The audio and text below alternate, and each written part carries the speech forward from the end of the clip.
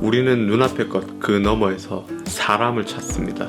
그러니 사회가 세상이 변한다고 해서 너무 불안해하지 마시고 스스로를 믿고 중심을 잘 잡고 이 모든 것들을 잘 알고 선택하시기 바랍니다. 이 영상은 썸네일에서 보신 챗GPT, 노아 AI, 주PD와 김춘삼 채널을 통해 작금의 시대와 우리 환경을 이해하고 나 자신을 돌이켜보자는 영상입니다. 그러니까 끝까지 이야기 나누고 오해 없으시길 바랄게요. 오늘의 이야기는 카피캣입니다. 우린 지금 이 트렌드에 민감하고 흐름이 빠른 시대에 살고 있습니다. 정보의 카오스인 거죠. 그 중에서 대중의 눈인 SNS와 그에 담기는 콘텐츠들은 항상 가장 유명한 영상물에 관심이 쏠립니다. 그러면 영상을 제작하려는 저 같은 사람들은 그 트렌드를 잘 읽고 관심이 쏠려있는 그 타이밍을 놓치지 않고 영상을 바로 만들어야 되는 거죠. 그래야 쉽게 대중에게 접근할 수 있어요. 최소한 저도 그 트렌드를 무시할 수는 없는 거예요. 이런 방식에서 가장 민감하고 우선적인 분야가 바로 뉴스 채널입니다. 아니요, 뉴스를 가장한 트렌드 채널입니다. 뉴스는 새로운 소식을 전달하는 데 그 중점이 있는 거죠. 뿐만 아니라 사회적으로 필요한 상기되어야 할 우리 대중이 알아서 유익한 사회적인 책임을 다하는 것이 뉴스의 본분이라고도 할 수 있을 것 같아요. 반면 그 트렌드를 쫓는 어그로 채널은 새로운 소식을 전달하는 게 그 중심이 아니라 이미 대중의 시선에 쏠린 누구나 다 알고 있는 그 소식에 대한 재활용이죠. 물론 그 재활용 채널을 통해서 뉴스를 이용하는 분도 계실 거예요. 그러니까 이게 구별하기 살짝 애매하긴 해요. 결국 본질적으로 그 채널은 그로 인해 벌어지는 결과나 본인의 언행에 대한 책임을 깊이 생각하지 않고 말이에요. 선두에 있는 트렌드 소비에 참여하려고 찍어내는 공산품일 경우가 많은 거예요. 최신 컨텐츠를 그대로 복사해서 붙여넣어 어투만 바꾸고 클릭 유도를 위한 자극적이고 오해를 불러일으킬 만한 애매한 멘트를 써서 제목으로 이용하기도 하고요. 이런 것들을 우리는 카피캣이라고 부릅니다. 카피캣. 이 카피캣은 먹이를 사냥하는 어미 고양이의 행동을 관찰하고 따라하려는 새끼 고양이의 모습에서 어원이 비롯되었다고 하죠. 여기서 유명한 말을 살짝 언급하자면 모방은 창작의 어머니다. 모방. 피카소도 그림을 베끼면서 그렸고 아인슈타인도 뭘 맨날 베꼈다고 해요. 고양이가 엄마를 따라한 것도 당연한 거고, 그러니까 모방은 역사적으로 본능적으로 우리 인간이 행하는 아주 미래지향적인 당연한 수순이다 라고 이야기를 많이 들으셨을 텐데요.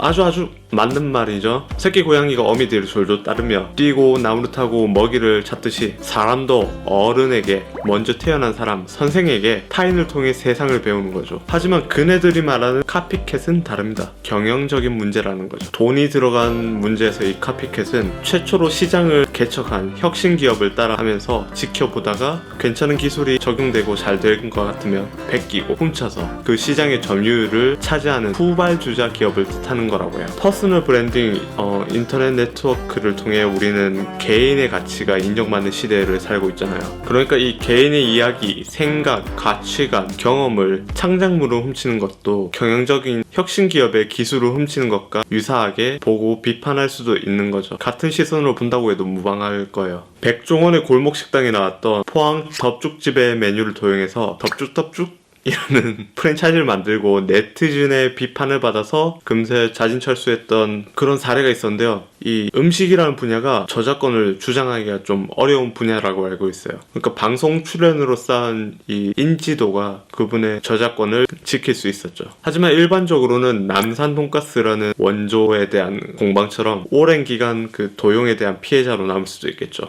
이번에 말씀드리려는 주PD의 채널에 출연했던 우주고양이 김춘삼이라는 채널도 이런 카피캣의 예시라는 거예요. 이미 많이들 아시겠지만 경제 유튜브 채널 신사임당을 매매한 주원규 PD, 주PD님은 개인의 새로운 채널을 이용해서 유튜브를 쉽게 성공시킬 수 있다며 노아 AI라는 프로그램을 홍보했고요. 우주고양이 김춘삼 채널의 유튜버도 노아의 성공 사례 중 하나였습니다. 그래서 인터뷰를 하게 됐고요. 그런데 그 방법이 노아를 이용해서 리뷰엉이라는 100만급 유튜버의 채널의 영상과 썸네일을 그대로 카피해서 이용하는 것이었죠. 정말 똑같이 저작권 위반을 한다고 홍보를 하는 거였더라고요. 아니, 자백을 하는 거였더라고요. 리뷰엉이 채널에서 이야기하기 전까지 한두 달 전에 올렸던 영상인데, 이에 대해서 리뷰엉이 채널에서 영상을 만들어 공개적으로 김춘삼 채널을 저격하면서 이 사건이 이렇게 모두의 시선을 끌게 되었죠. 이게 순식간에 퍼지게 되고 김춘삼 채널은 자숙하고 반성하겠다면서 채널을 닫게 되었고요. 하지만 함께 자숙하겠다고 말했던 주PD는 다음날 영상을 올리며 반론을 제기했습니다. 그로 인해 다시 한번 이야기는 길어지게 되었고요.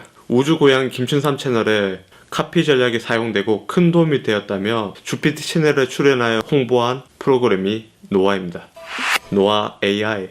검색어, 키워드, 조회수, 트렌드 같이 유튜브를 구성하는 대표적인 통계치들, 그 수많은 정보들을 한 곳에 정렬하고 동향을 분석해서 도출해낸 그 해석을 프로그래머해서 이용하는 빅데이터 프로그램입니다. 유튜브 방면에서 꽤나 유명해졌고 저도 지인을 통해서 이 프로그램을 추천받았었고요. 그게 제가 직접 시도를 해보진 않았지만요. 근데 노아 자체는 좋다고 생각이 들더라고요. 저도 그 홍보 영상을 주PD 채널에서 많이 봤거든요. 네이버 쇼핑에도 비슷하게 검색량, 판매량을 정렬해서 분석량을 보여주는 프로그램이 있고요. 우리나라뿐만이 아니라 해외에서도 여러가지 트렌드 분석하는 사이트는 많아요. 빅데이터가 발전하면서 정말 가져온 대단한 혁신이라고 생각해요. 이런 서비스를 통해 누구나 저처럼 정보에서 좀 거리가 있던 멀었던 사람들에게도 좀 더 친근하게 다가가서 대중성 있게 정보를 이용할 수 있으니까요. 소수에게만 독점되던 이런 정보가 대중에게 좀 더 가까워진 거죠.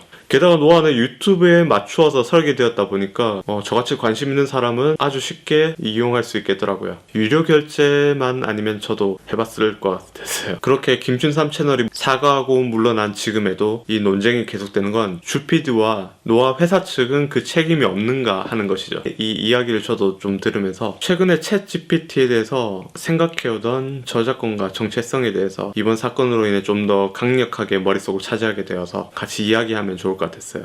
저는 부끄럽게도 저 당시에 우주고양이 김춘삼 채널을 인터뷰하던 그 영상을 보고도 아무렇지 않게 넘어갔어요. 정말 나 부끄럽습니다. 그러니까 김춘삼 채널에서 그렇게 이야기하고 카피한다고 제 눈앞에 보여주는데도 저는 아무렇지 않게 그냥 그렇구나 하고 넘어가 버렸어요. 작은 위화감을 느끼긴 했던 것 같은데 별 생각 없이 그냥 무시하고 지나갔던 거죠. 바로 사건의 대표 피해자 리뷰영이 채널에서 이 이야기를 언급하기 전까지 말입니다. 우주고양이 채널이 노아를 이용해 기업 경영적으로 카피캣, 도둑질을 했다는 것입니다. 이것에 대해서는 리뷰영이 채널에서 유튜브 측의 저작권에 대한 침해 사실을 확인하고 그에 대한 답변을 확실하게 받았으니까요. 더 이상 이게 저작권 침해를 했다 안 했다라고 이야기할 건 없겠죠. 리뷰영이는 우주과학을 다루는 컨텐츠 채널입니다. 주PD 채널에서 김춘삼 인터뷰 영상을 보시면 리뷰영이의 영상 썸네일과 제목을 똑같이 사용하고 관련 영상에서 나레이션까지 음성 인식을 이용해 그대로 복제해서 도용해버리더라고요. 이 이야기를 나누던 제 친구도 꽤 분노했어요.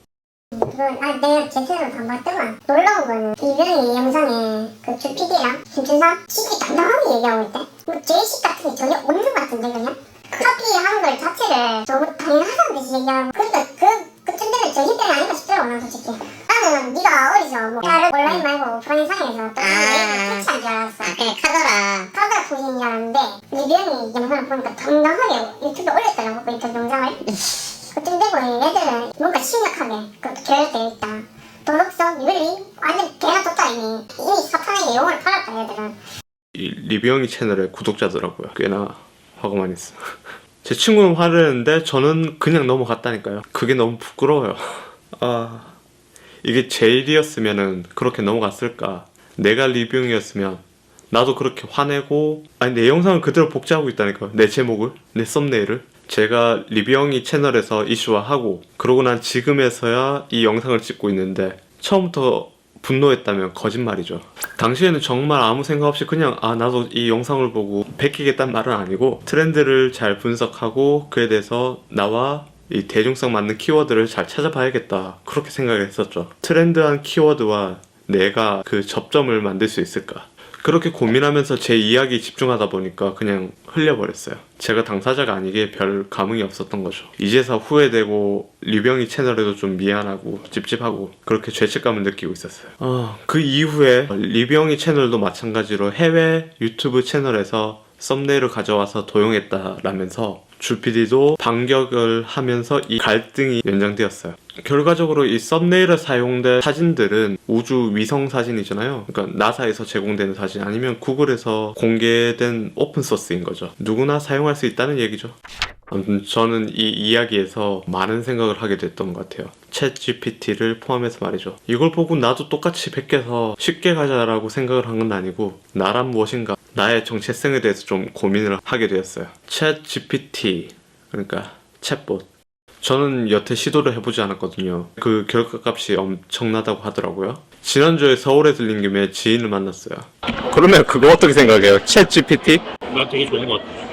예를 들면은 내가 쓰는 프로그램에서 많이 안 쓰는 기능이야. 어렵기도 하고 굳이 쓰지 않아도 다 이용하는 프로그램이니까. 근데 그게 필요해서 찾아보는데 안 나오는 거야. 포인트 보드를 굳이 사람들이 안 찾는 거지.